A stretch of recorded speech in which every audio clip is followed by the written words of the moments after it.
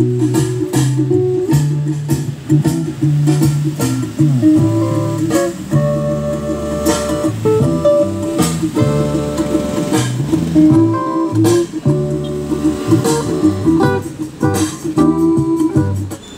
mga boss, may bagong gawa tayo dito na Kevlar. Ito yung pinaka model niya, JX525U integrated amplifier. So may nakalagay pa tayo dyan na USB kasi kakagawa lang natin ito.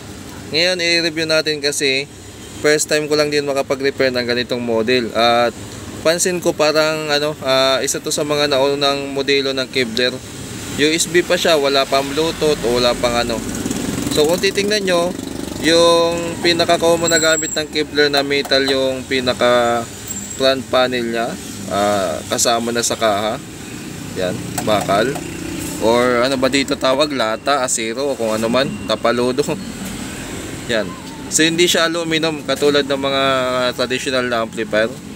So dito meron siyang control para sa microphone, dalawang kabitan ng mic, merong bass at saka treble para sa tone ng mic, delay, repeat, saka echo.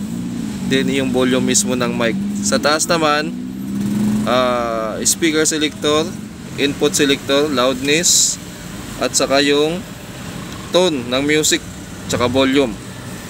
Saka USB, memory card. Yan, ito USB. So ito mga boss ay hindi ko alam kung anong taon, tingnan natin. So ito naman yung laman niya. Yan po yung laman niya. Yung likod niya ito. Wala nakalagay, wala nakalagay kung anong taon, yung model, tapos yung input. Yan, yung input niya ay halos tatlo lang. Yan, auxiliary, DVD, CD, tapos output na to, yung sub-out. Meron siyang FM antenna input. So kung magkakabit ka ng ibig sabihin may FM yung amplifier na to. Yung speaker naman niya, yung A at saka B. So left and right rin yan mga boss. Ayan sa ilalim mababasa yan, right saka left. So ito ay right, ito naman dito ay left. So gamit niya na transistor ay C5198 at A1941. Bali dalawang piraso lang, kumbaga isang pares lang kada channel. Capacitor niya 10,063 volts na tungda. Yung relay niya mga boss ay dalawa. So bakit dalawa yung relay niyan? Kasi yung speaker selector niya hindi katulad dun sa 5 button na pinaka ground, dito yung relay. So kung titingnan nyo, galawin natin yung pihitin ko tong selector. So tingnan nyo dito sa reaction sa relay.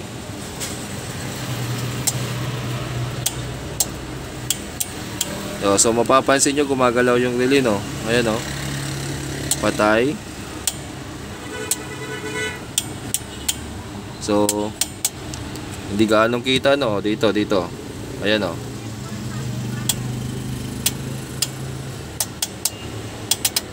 So ayan mga boss. So kaya dalawa yung relay niya, para sa A, para sa B. Ganon. So anong taon ba ito manufacture? Nabubulol pa ako. Pasensya na mga boss, medyo may ubo pa rin ako hanggang ngayon. Ginawa lang natin to ng video kasi baka mamaya ako din na rin ang may-ari. Medyo iba rin ang boses ko ata ngayon. Yan. So ito pala ay malabo.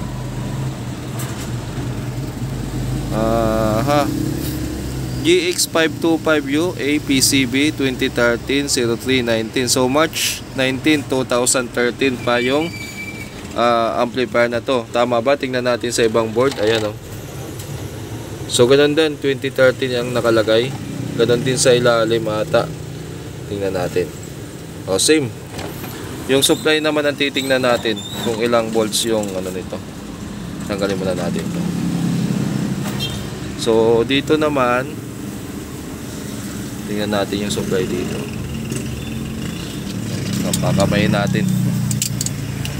Yan na natin. So ayan, 35035 at saka 15015. Ilawan natin. Yan, para kita. Yan, 35035 15015. Ito lang yung pinaka supply niya. So medyo manipis yung ano niya, transformer niya, medyo flat pero malapad. Hindi siya yung pataas, hindi yung pataas yung ano, sa kanya palapad. So na-restore ko na to mga boss at kukunin na lang na may-ari, kaya mapapansin nyo malinis na. So ganun muna ang ginawa ko, na ni-repair ko muna din saka natin ginawa ng video. Ngayon kung gusto nyo malaman ng sira nito, may separate tayo na upload doon sa Basic Bob channel. Okay? So hanggang dito na lang yung review natin dito sa Kevlar. Yan. 525. Ayusin natin yung ano yan.